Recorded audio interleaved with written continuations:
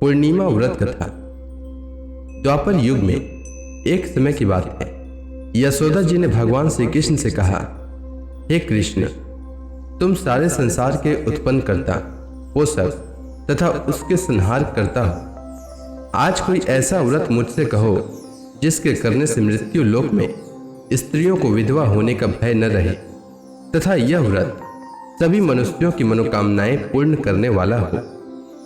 श्री कृष्ण भगवान ने कहा, हे माता, तुमने अति सुंदर प्रश्न किया है।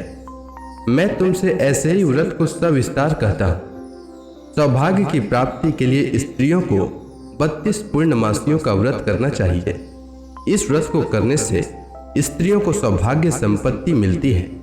यह व्रत अचल सौभाग्य देने वाला एवं भगवान शिव के प्रति मनुष्य मात्र की भक्ति को बढ़ाने वाला है। यशोदा मैया ने कहा, हे कृष्ण, सर्वप्रथम इस व्रत को मृत्यु लोक में किसने किया था? इसके विषय में विस्तार पूर्वक मुझसे कहो। श्री कृष्ण भगवान ने कहा कि इस भूमंडल पर एक अत्यंत प्रसिद्ध राजा चंद्रहास से पालित अनेक प्रकार के रत्नों से परिपूर्ण कार्तिका नाम की एक नगरी थी। वहां पर धनेश्वर नाम का एक ब्राह्मण था और उसकी स्त्री अति सुशीला रूपवती थी। दोनों ही उस नगरी में बड़े प्रेम के साथ रहते थे। घर में धन धान्य आदि की कोई कमी नहीं थी। उनको एक बड़ा दुख था कि उनके कोई संतान नहीं थी। इस दुख से वह अत्यंत दुखी रहते थे। एक समय एक बड़ा तपस्वी योगी उस नगरी में आया। वह योगी उस ब्राह्मण के घर को छोड़कर अन्य सब घरों से भिक्षा लेकर भोजन किया करता था। रूपवती से वह भिक्षा नहीं लिया करता था। उस योगी ने एक दिन रूपवती से भिक्षा न लेकर किसी अन्य घर से भिक्षा लेकर गंगा किनारे जाकर भिक्षान को प्रेम पूर्वक खा रहा था कि तभी धनेश्वर ने योगी को यह सब कार्य किसी प्रकार से देख लिया। अपनी भिक्षा के अनादर से दुखी होकर धनेश्वर योगी से बोला, महात्मन, आप सब घरों से भिक्षा लेते हैं परंतु मेरे घर की भिक्षा कभी भी नहीं लेते। इसका कारण क्या है? योगी ने कहा कि निसंतान के घर की भीख पतितों के अन्न के तुल्य होती है और जो पतितों का अन्न खाता है वह भी पतित हो जाता है। चूंकि तुम निसंतान हो अतः पतित हो जाने के भय से मैं तुम्हारे घर की भिक्षा नहीं लेता। धनेश्वर यह बात सुनकर अपने मन में बहुत दुखी हुआ और हाथ जोड़कर योगी के पैरों पर गिर पड़ा और कहने लगा, हे महाराज, यदि ऐसा है तो आप मुझको पुत्र प्राप्ति का उपाय बताइए। आप सर्वज्ञ हैं, मुझ पर अवश्य ही यह कृपा कीजिए। धन की मेरे घर में कोई कमी नहीं है परंतु मैं पुत्र न होने के कारण अत्यंत दुखी हूँ। आप मेरे इस दुख का हरण करें, आप सामर्थ्यवान हैं। यह सुनकर योगी कहने लगे, हे ब्राह्मण, तुम चंडी की आराधना करो। घर आकर उसने अपने स्त्री से सब वृतांत कहा और स्वयं तप के निमित्त वन में चला गया। वन में जाकर उसने चंडी की उपासना की और उपवास किया। चंडी ने 16वें दिन उसको स्वप्न में दर्शन दिया और कहा, हे धनेश्वर, जा तेरे पुत्र होगा परंतु वह 16 वर्ष की आयु में ही मृत्यु को प्राप्त हो जाएगा। यदि तुम दोनों स्त्री पुरुष 32 पूर्णमासियों का व्रत विधि पूर्वक करोगे तो वह दीर्घायु होगा। जितनी तुम्हारी सामर्थ्य हो आटे के दिए बनाकर शिव जी का पूजन करना, परंतु पूर्णमासी को 32 हो जाना चाहिए। प्रातः काल होने पर इस स्थान के समीप ही तुम्हें एक आम का वृक्ष दिखाई देगा। उस पर तुम चढ़कर एक फल तोड़कर शीघ्र अपने घर चले जाना। अपनी स्त्री से सब वृतांत कहना। ऋतु स्नान के पश्चात वह स्वच्छ होकर श्री शंकर जी का ध्यान करके उस फल को खा लेगी। तब शंकर भगवान की कृपा से उसको गर्भ हो जाएगा। जब वह ब्राह्मण प्रातः काल उठा तो उसने उस स्थान के पास ही एक आम का वृक्ष देखा जिस पर एक अत्यंत सुंदर आम का फल लगा हुआ था। उस ब्राह्मण ने उस आम के वृक्ष पर चढ़कर उस फल को तोड़ने का प्रयत्न किया परंतु वृक्ष पर कई बार प्रयत्न करने पर भी वह चढ़ नहीं पाया। तब तो उस ब्राह्मण को बहुत चिंता हुई और विघ्न विनाशक गणेश जी की वंदना करने लगा। हे दयानिधि, अपने भक्तों के विघ्नों को नाश करके उनके मंगल कार्य को करने वाले, दुष्टों का नाश करने वाले, रिद्धि सिद्धि के देने वाले, आप मुझ पर कृपा करके इतना बल दें कि मैं अपने मनोरथ को पूर्ण कर सकूं। इस प्रकार गणेश जी की प्रार्थना करने पर उनकी कृपा से धनेश्वर वृक्ष पर चढ़ गया और उसने एक अति सुंदर आम का फल देखा। उसने विचार किया कि जो वरदान से फल मिला था वह यह है और कोई फल दिखाई नहीं देता। उस धनेश्वर ब्राह्मण ने जल्दी से उस फल को तोड़कर अपनी स्त्री को लाकर दिया और उसकी स्त्री ने अपने पति के कथनानुसार उस फल को खा लिया और वह गर्भवती हो गई।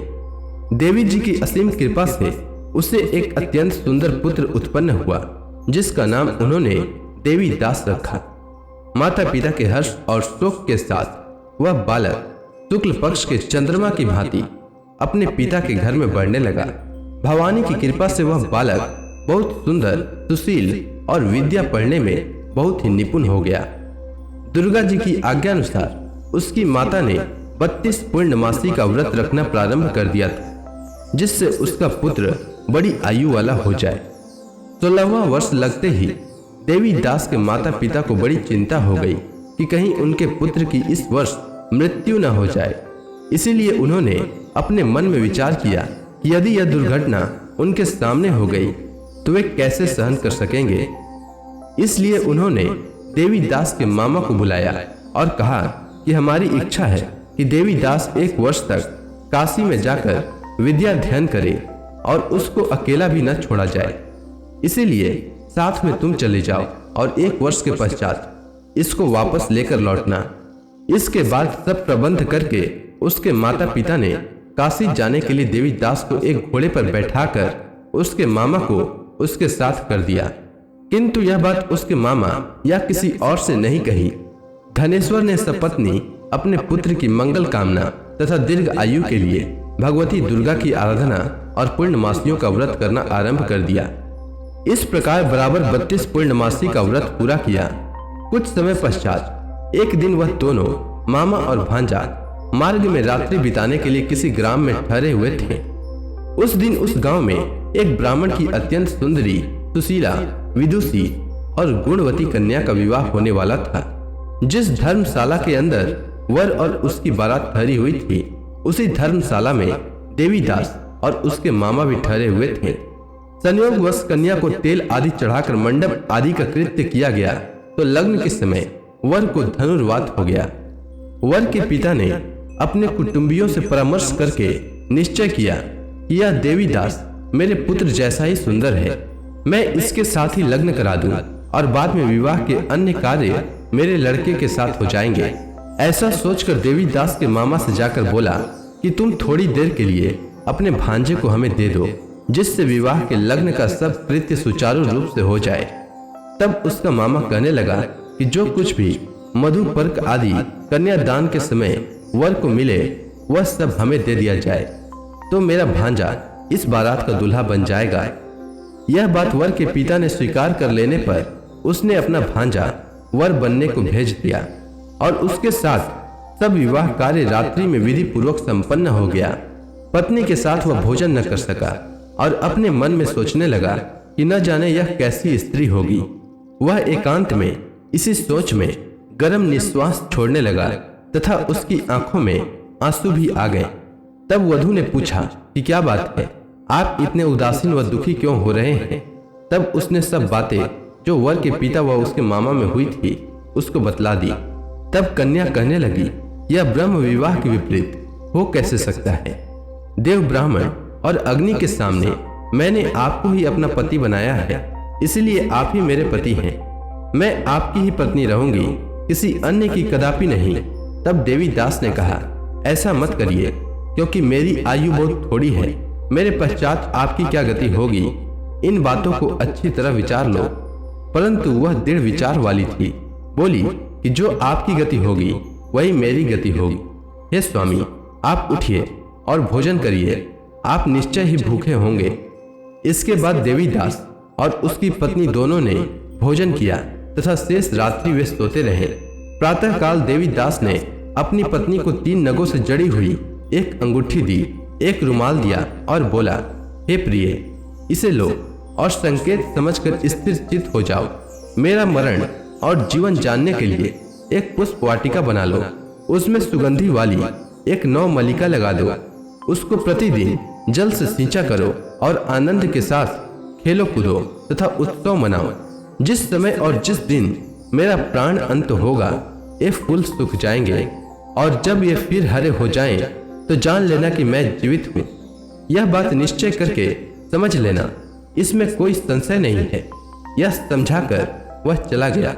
प्रातः काल होते ही वहां पर गाजे बाजे बजने लगे, और जिस समय विवाह के कार्य समाप्त करने के लिए वर तथा सब बाराती मंडप में आए, तो कन्या ने वर को भली प्रकार से देखकर अपने पिता से कहा, यह मेरा पति नहीं है।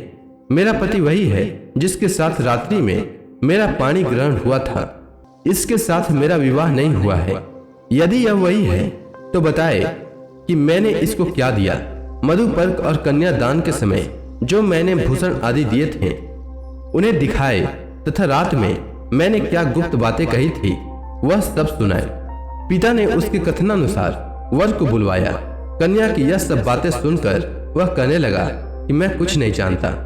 इसके पश्चात लज्जित होकर वह अपना मुंह लेकर चला गया, और सारी बारात भी अपमानित होकर वहां से लौट गई।